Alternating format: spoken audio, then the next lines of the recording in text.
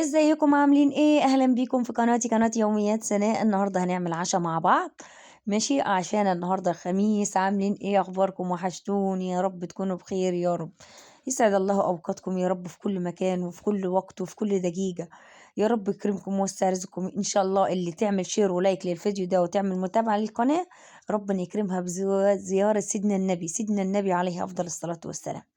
يلا يا بناتي حبايب قلبي، هنعمل نطبخ مع بعض. يلا قولوا لي ايه رايكم في طبيخي، بتشجعوني. عارفين الكومنت اللي انا بشوفه بيفرحني جدا جدا جدا. صلوا على النبي واشتركوا في القناه وفعلوا زر الجرس، سيبوا لي كومنت جميل زيكم. واللي بيتابعني قول لي بيتابعك منين يا سناء. هنا انا خرطت البصله وخرطتها ماشي، وحطيت لها حبه ملح عشان ايه؟ علشان تدبل شويه. بصوا الصماد البوتاجاز بتاعي تعبني جدا جدا جدا. زاجين المر في الصماد، متضايقه منه، مستنيه بس ربنا يفرجها ان شاء الله. باذن الله القناه تكبر وربنا يفرجها عليا يا رب، واجيب واحد جديد. هنا انا حطيت ملح زي ما قلت لكم، وحطيت كده 5 كوبشات شوربه. ماشي، الكوبشه دي اللي احنا بنغرف بيها الطبيخ. حطيت 5 كوبشات شوربه. ماشي، وهحركهم وهغطيهم. ماشي، عشان ايه؟ زي تقولي كده البصله تتسلق، البصله تطيب. في بقى ايه؟ هجيب لكم حاجه. المكون السحري في العلبه دي فيها ايه؟ فيها عفريت. العلبه دي فيها ايه؟ فيها فيل. هنشوف العلبه دي يا بنات فيها ايه. بصوا، ده لانش بوكس قديم عندي. فيها ايه؟ الخل السحري والخطير كيك شيف. كيك شيف او بيكنج باودر. ماشي، عارفين يا بنات تحطي نص معلقه كده او ربع معلقه. فاهمين؟ اهو. عارفين بصوا بيفور ازاي؟ بصوا، هيخلي البصلة زبدة في 3 دقايق 5 دقايق بالكتير. مجرد ما تفركيها وتنشف بسرعة وتبقى معاكي عسل. هو ده يعني انا بحطه عشان بيخليها تتفرك بسرعة، وطعمه جميل، بيخلي طعم البصلة جميلة جدا. حاولوا تجربوه بس ما تكتروش. ماشي، بصوا القماشة بيضة ايه. بصوا القماشة بيضة. بصوا يا بنات بيدلل ازاي البوتاجاز. بصوا اعمل ان شاء الله ربنا يكرمني بحد يبعت لي في الكومنتات يا سناء، انا هبعت لك بوتاجاز. ماشي، شايفين ايديا؟ مش عايزه اوريكم ايديا. بصوا ايديا باظت ازاي من الصمام. اهو بمسحها كل شويه عشان ايه؟ الحله تفضل نظيفه شويه، ما يلزقش فيها. يعني بصوا ايديا، عايزه اوريكم ايديا مش عارفه اعدلها لكم في الكاميرا. ماشي حبايب قلبي، انا حاطه لحمه سلقه لحمه، بس اللحمه على الكانون بره. ماشي، هنا انا خلاص جبت هيفركها فرك المفراك. يلا، خدت ال5 دقايق زي ما قلت لكم. شلت الغطا خلاص، خلص لانها كده مش هتتغطى تاني. واديني هبدأ اهرك فيها كده بالمفراك. شايفين شكلها؟ انا هوريها لكم. بصوا نعمت ازاي. بصوا بيجي الزبدة ازاي. شايفين؟ بيجي الزبدة.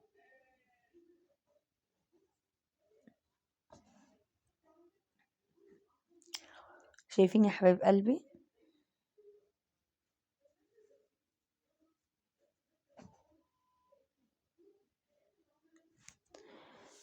شايفين اهو. هفضل اقلب كده، هقلب شوية كتار، يعني عشان برضو هو كل ما اجي هقلب فيها لحد ما البخار ده يطلع وما تتلسعش مني. شايفين؟ انا طلعت كيس بامية. انا مفرزاها البامية دي في الفريزر، طلعته عشان يفك. لان البامية ما بتتحطش فيها مية خالص، بتفك عشان ما تعملش مخاط كده وتبوظ منك، تتهري منك انت بتقطعيها. انك انت عايزاها يعني صاحية كده وحلوة وشكلها حلو خالص زي الطازة، يبقى انت ما تحطهاش في مية، تسيبيها تفك كده مع نفسها. وشوية يعني تلاقيها بدأت تفك، تفككيها انت مع نفسك وتروحي ايه عاملة. بص انا حطيت هنا معلقة دهن بقري. الدهن يا بنات انتوا عارفينه اكيد، الدهن اللي هي الشحوم، اللي بيقولوا عليها الشحوم بتاعت الحيوانات. هي الدهنة دي انا حطيتها. تحط غير معلقة واحدة في الشتاء علشان ما تلسلسش بسرعة، ما تتجمدش بسرعة كده يعني. هفضل احرك فيها كل شوية عشان ما تلسعش مني. الناس اللي بتسألني بتقول لي الشكارة اللي كنت حطاها عند الحيطة يا سناء فينها؟ بقول دي اللي لسعت فيها النار، عشان كده انا شلتها والحيطة بدأت تبوظ. يفرجها ربنا بإذن الله، ونركب سيراميك ولا نعمل أي حاجة، كله بإذن الله. هفضل أقلب كده مش هسيبها، كل شوية هقلب فيها يا بنات عشان ما تتلسعش مني. شايفاكي اللي سبت الفيديو ومشيتي، شايفاكي اللي ما اشتركتيش في القناة وما كتبتيش كومنت جميل زيك. ماشي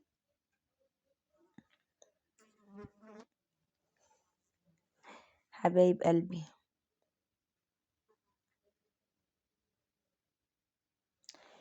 حبايب قلبي قلبي قلبي يا بنات. انا هدخل على التيك توك وبشتركوا في التيك توك. ماشي، يوميات سنة من الريف المصري.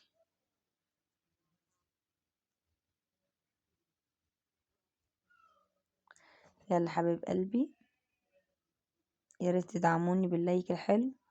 هبدأ احركها دلوقتي تاني عشان بصوا لاحظت ان هي نشفت وراح تلسع مني. وطيت عليها النار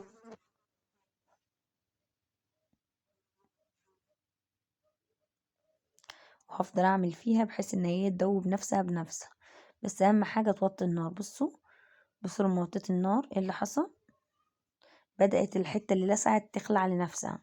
شايفين اهو كده. بصوا بدأت تخلع لنفسها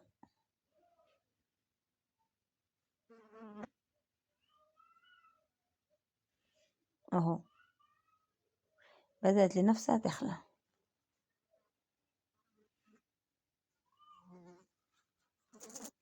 عليت النار تاني وبحيث ان انا هفضل اقلب فيها.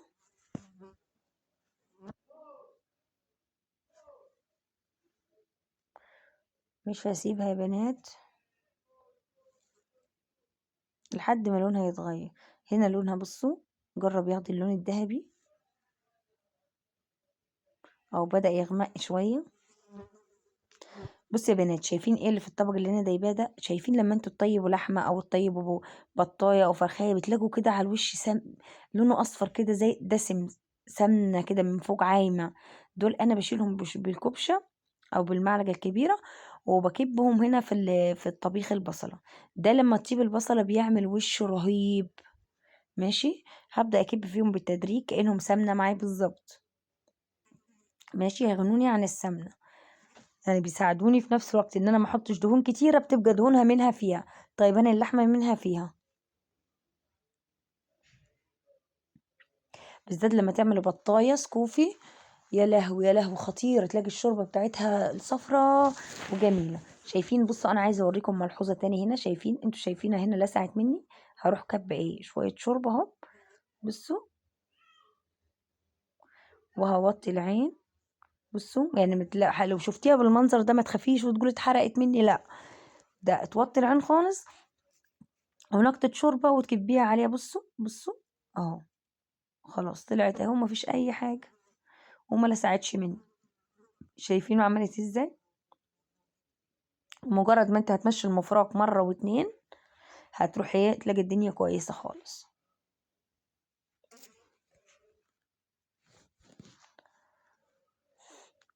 هكبهم، واللي وقعت دي فيهم حتة دهنة من اللحم.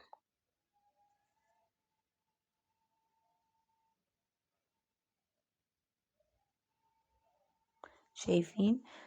كل شويه هكحت الحله كده، لان انت لما بتيجي تفرك بالمفرك، بص المفرك اصلا بيطلعها لفوق لوحدها، فبدل ما تنشف من سخونه الحله وتتحرق، لا انا انزلها تاني وتبقى تستوي مع بعضيها.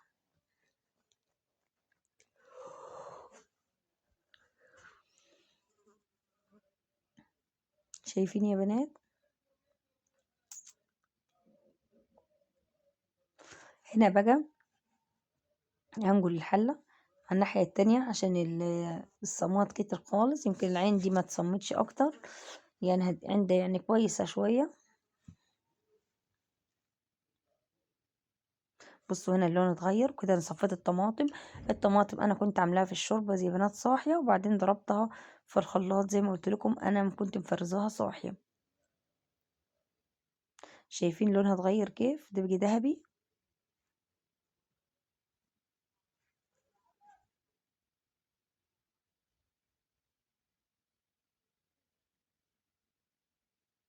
هفضل برضو احرك فيها، مش هسيبها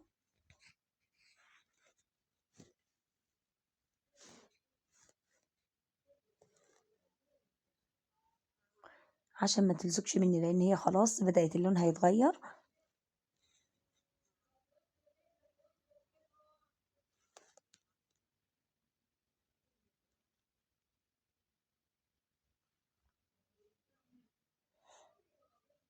كده انا صفيتها كويس،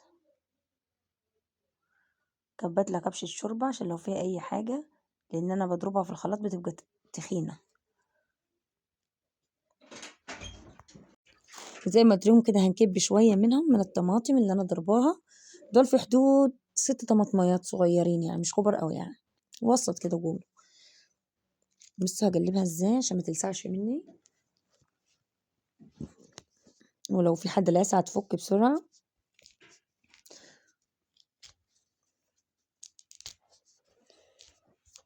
شايفين يا بنات؟ الناس المبتدئة اللي متعرفش تعمل التقلية. هجيب بقى الطماطم بقى وهكبها،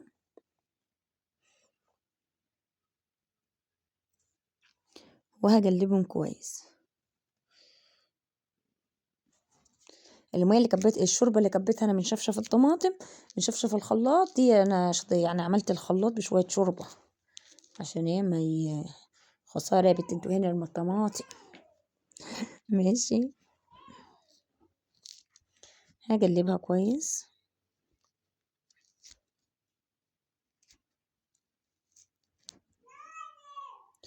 شايفين؟ وهغطيها واسيبها تتسبك، بس هحط لها الاول فلفل اسود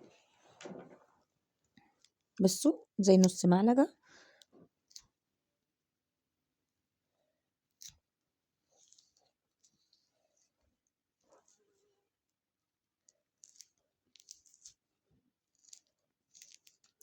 وهغطيها. بصوا بقى الويكة اللي هي البامية هعملها ازاي.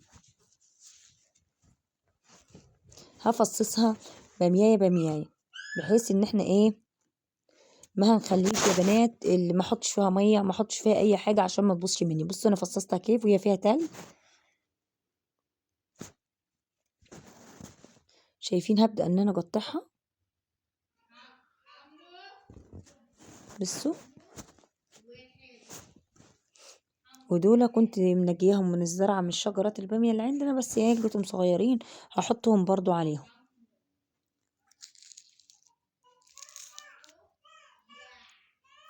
شايفين؟ هعمل الكميه كلها وهوريكم.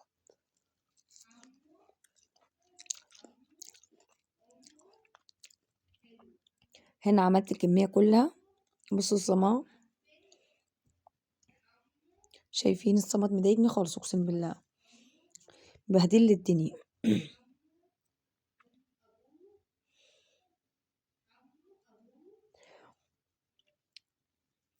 هقلب البصله كويس.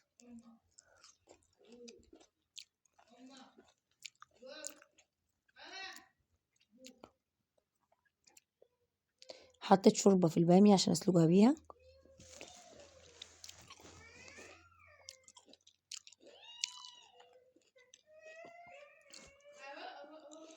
حطيت الباميه اهو عشان اسلقها. وهنا عملت ايه، عملت البصله بحرك فيها.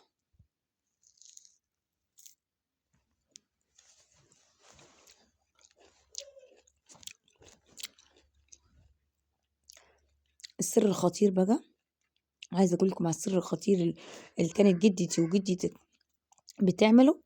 البصل، قصدي السكر، بنحط معلقه سكر، عارفين بيدي طعم رهيب. عارفين يعني طعم رهيب؟ ده ابني يا بنات اللي شايفينه، اللي شايف ابني اهو يقول ما شاء الله عليه. شايفين شكله باين اهو.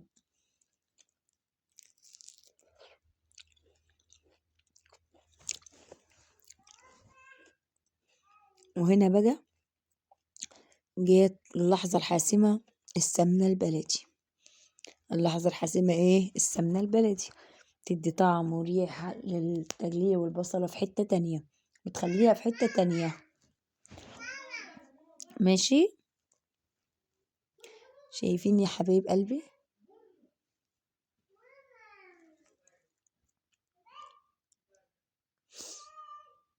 قلب على طول، قلب قلب قلب.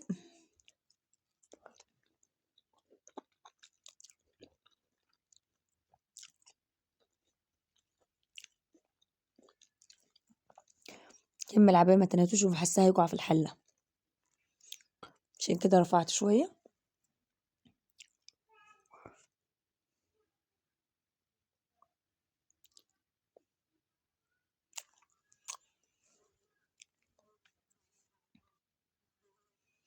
بصوا بصوا وصلت لايه، الخلق اللي بقت بيضة بقت سودا يا ربي.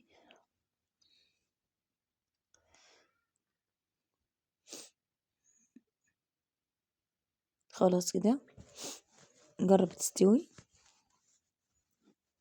فضل اللحظات الأخيرة والحاسمة.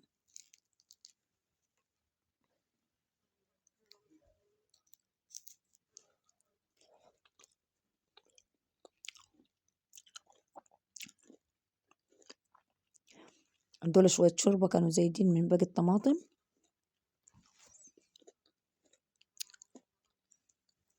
فضفتهم عليهم.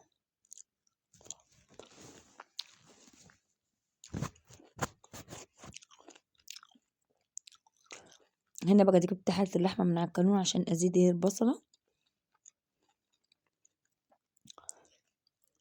كده يعتبر خلاص. بصوا المفروض هنكب عليه عشان لو في أي حاجة تنزل في الحلة خسارة.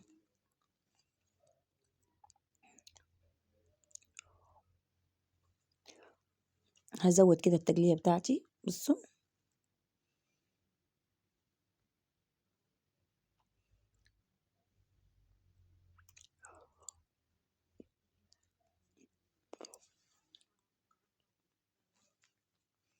بصوا زودتها بحيث ان هي تبقى بالقوام ده.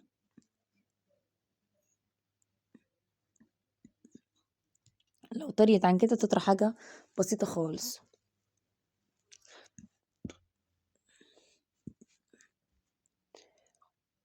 شايفين؟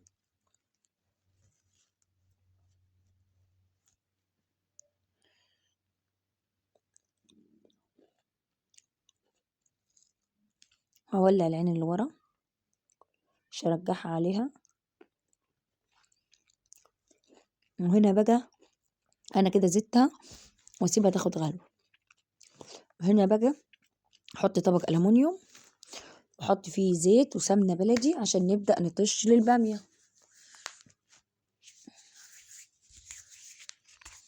بصوا حطيت سمنة بلدي بخلطها هنا سمنة وزيت. دي سمنة بلدي بقري.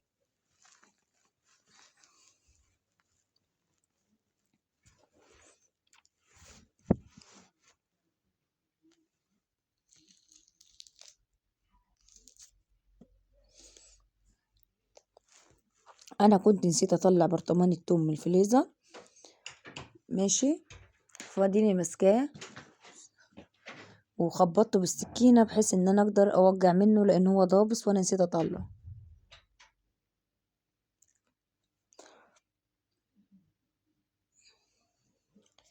بس كده البصلة معانا عمالة تغلي يا بنات.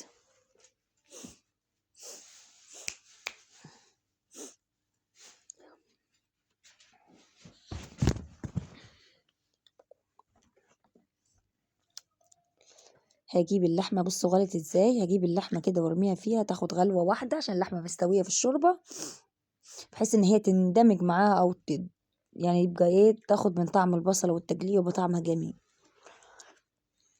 شايفين؟ اديني حركتها، برضو حركت التومة واحط اللحمة.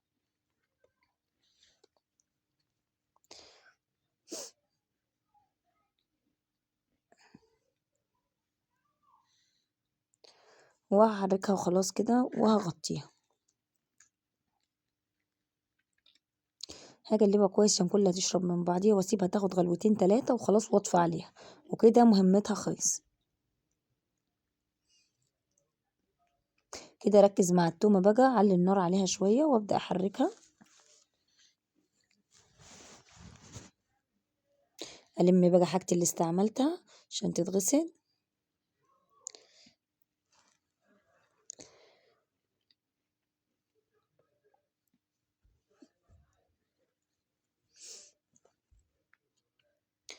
شايفين كده التومة بدأت تاخد اللون الذهبي. شايفين يا بنات اهي، طشيت لها. شايفين، وهاخد كبشة كده احطها في الطبق عشان باقي التومة خسارة. ونبقى كده خلاص. وزي ما قلت لكم يا بنات، الف هنا على قلوبنا وقلوبكم يا رب. اشتركوا في القناة وفعلوا زر الجرس يوصلكم كل الفيديوهات. سيبوا لي كومنت جميل زيكم وقولوا لي بتتابعوني منين، واللي عايز اكل معينة يقول لي عليها يا بنات، وان شاء الله هعملها له. ودعموني، والسلام عليكم ورحمة الله وبركاته.